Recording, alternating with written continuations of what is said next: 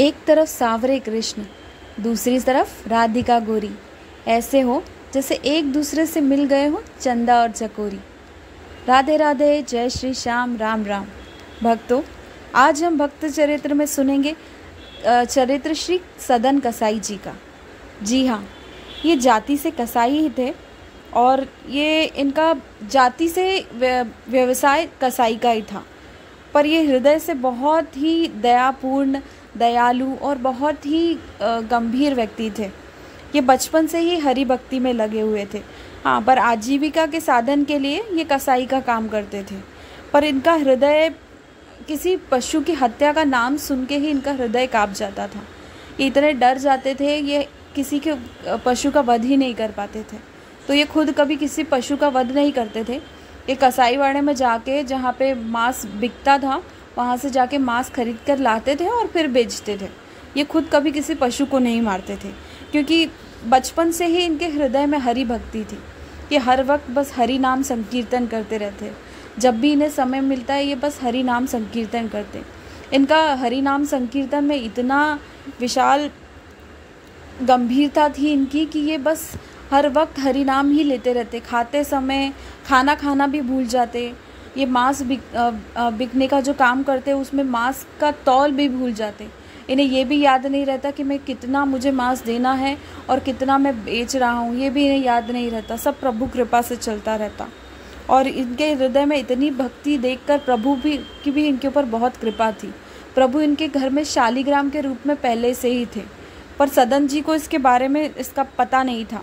काले शालिग्राम जी के रूप में, एक पत्थर रूप में सदन जी के पास शालिग्राम जी पहले से ही थे, पर पता ना होने की वजह से सदन जी एक बाट के जैसे, जो तौल भी हम लोग कहते हैं, मांस तौलने के लिए जो यूज़ किया जाता है बाट, वो उसकी तरह शालिग्राम जी को यूज़ करते थे वज़न कम ज़्यादा करने के लिए, और उसी तरह इनका यूज़ किया करते थे। पर सदन जी हर वक्त हरिनाम संकीर्तन करते रहते थे। जब भी उन्हें समय मिलता, उनकी जिह्वा से हरिनाम संकीर्तन छूटता ही नहीं था। जब समय मिला बस हरि नाम हरि नाम हरि नाम। और शालिग्राम जी इनका व्यापार चलाते थे। वो कैसे? क्योंकि जैसे मैंने बताया कि ये मांस तौलते समय यही भूल जाते थे कि इन्होंने कितना मांस तौला है, इन्हें कितना देना है। तो शालिग्राम जी खुद अपना वज़न कम ज़्यादा कर लिया करते थे। इस तरह इनका व्यापार चलता था और भगवान ने इस मांस बिकने के कारोबार में भी सदन जी की मदद की तभी इनका व्यापार चल पाया। ऐसे हैं हमारे श्री हरि। अब हम आगे की कथा सुनते हैं। एक दिन एक संत जी वहाँ से सदन कसाई की दुकान के सामने से जा रहे थे।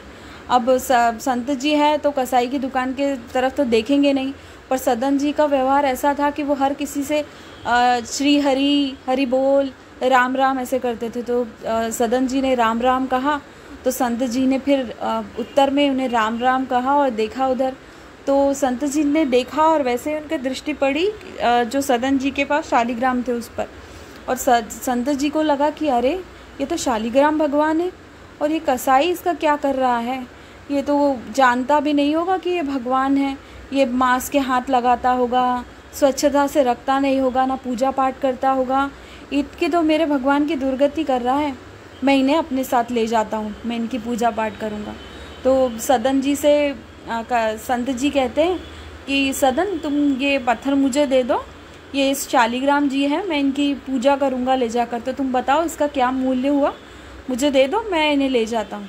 तो सदन जी कहते हैं कि अच्छा, आपको ये पत्थर अच्छा लग रहा है, अच्छा ठीक है संत जी, पैसे की क्या बात है, मुझे पैसे नहीं चाहिए, आप ऐसे ही ले जाए। इतने दयालु थे सदन जी। वो कभी किसी से कोई रोष नहीं करते थे, कभी उनके दिल में कोई लालच नहीं था। बहुत साधारण सरल थे सदन जी। तो संत जी शालिग्राम जी को अपने साथ ले जाते हैं, घर ले जाते हैं, उनकी बहुत अच्छे से पूजा पाठ करते हैं, उनका पंचामृत से स्नान करते हैं, पूरी विधि विधानों मंत्रों से उनकी पूजा करते हैं, भोग लगाते हैं, पूरी सेवा करते हैं। फिर रात में जब संत जी सो जाते हैं तो स्वप्न में भगवान आते हैं और संत जी से कहते हैं, ब्राह्मण देवता, आप मुझे उस सदन के पास से क्यों ले आए? आप मुझे जहाँ से ले आए हो वहीं छोड़ दो। तो संत भगवान कहते हैं, अरे भगवान जी, आप ऐसा क्यों कह रहे हो? वो सदन कसाई, उसके पास जाकर अब क्या करोगे? वो तो ना आपकी पूजा करता है, ना पाठ करता है, आपको स्वच्छता से भी नहीं रखता है, मांस वाले हाथों से उठाता है, बस वहीं ऐसे ही पड़े रहते हो। वहाँ जाकर अब क्या करोगे?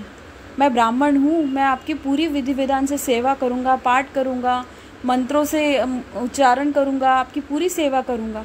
तो भगवान कहते हैं, हाँ संत जी, तुम बिल्कुल सही कह रहे हो, तुम हो तो जाति से ब्राह्मण, मेरी पूरी सेवा भी करोगे, पर तुम्हारे हाथों में वो प्रेम नहीं है, तुम्हारे हृदय में वो प्रेम नहीं है, वो स्पर्श नहीं है जो सदन के पास है। वो भोला हृदय, उसकी वो भक्ति तुम्हारे पास नहीं है। वो दिन भर मेरा कीर्तन करते रहता था, और कभी कभी कीर्तन करते करते उसकी आँखों से जो आंसू गिरते थे, और वो आंसू कभी कभी मुझ पर भी गिर जाते थे, और मेरा उससे वो अभिषेक करता था अपने आंसुओं से। वैसा स्पर्श मुझे नहीं मिल रहा है, मैं बहुत बेचैन हो रहा हूँ, तुम मुझे वहीं छोड़ के आ जाओ। तो फिर संत जी कहते हैं, ठीक है भगवान। और दूसरे दिन संत जी उठते हैं और फिर शालिग्राम जी को लेते हैं और सदन जी के पास चले जाते हैं, और सदन जी को जाके प्रणाम करते हैं और बोलते हैं, अरे सदन, तू तो भगवान का बहुत बड़ा भक्त है। कल भगवान मेरे सपने में आए थे और उन्होंने कहा कि वो तुम्हारे साथ ही रहना चाहते हैं, तो तुम ये लो, ये ठाकुर जी हैं स्वयं, इनकी पूरी विधि विधान से पूजा करो, सेवा करो। और ऐसा कहकर संत जी चले जाते हैं। अब सदन जी को जैसे ही पता चलता है कि ये मेरे श्री हरि हैं, उनकी आंखों से अश्रु की धारा बहने लगती है। उनको इतना पश्चाताप होता है कि वो सोचते हैं, हे भगवान, ये मुझसे कितना बड़ा अपराध हो गया। मैंने आपको गंदे हाथ लगाए, मैंने आपकी कोई सेवा नहीं की, कभी स्नान नहीं कराया, कभी कोई भोग नहीं लगाया, मैंने तो आपकी कितनी दुर्गति कर दी, ये पाप मेरा कैसे धुलेगा।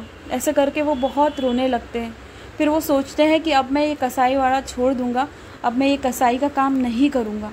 और वो शालिग्राम जी को लेकर पुरुषोत्तम धाम श्री जगन्नाथपुरी चले जाने के लिए निकल जाते हैं। इतने खुश रहते हैं वो सदन जी, शालिग्राम जी को बड़े प्रेम से रखते हैं, उनकी सेवा करते हैं, और हर वक्त श्री हरि का कीर्तन करते रहते हैं। पूरे टाइम श्री हरि का कीर्तन करते करते वो जाते रहते हैं। इतने खुश रहते हैं हर वक्त कि बस उसी में लगे रहते हैं, और शालिग्राम भगवान भी बड़े खुश रहते हैं। भक्तों, शेष कथा हम कल सुनेंगे अगले वीडियो में। आप लोगों को ये कथाएं कैसी लगती हैं, प्लीज़ मुझे लाइक करिए, कमेंट करिए, और इस वीडियो को ज़्यादा से ज़्यादा शेयर करके बताइए। राधे राधे, जय श्री श्याम।